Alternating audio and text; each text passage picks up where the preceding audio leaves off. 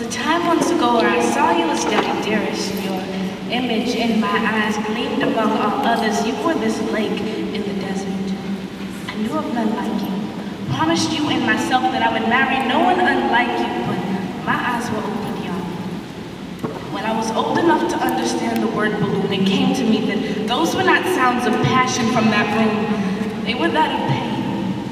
I never knew a mother could cry until that day, but there was nothing I could say because my voice was not to be heard in that source of shelter. I will never call that place a home.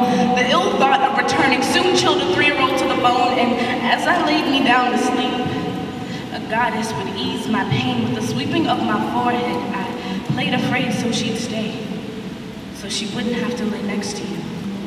She knelt beside me and found peace in dreams.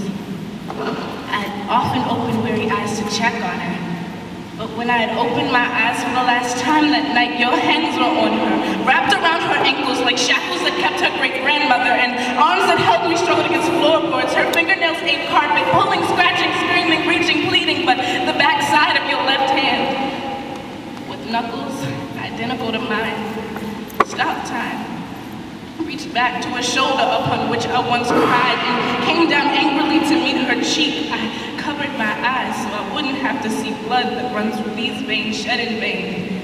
I covered my ears so I wouldn't have to hear your thunder as her eyelashes brought rain. But after encounter after encounter, and sight after sight, and fight after fight, fright after fright, a 6-year-old me just wanted to take flight, and I stood in that windowsill, overlooking that patio, thought maybe I was the source to your anger. Hold me now, I was 5 seconds from the plunge. I was 6 years old, considering suicide. And as glasses shattered, I developed a new hate for you.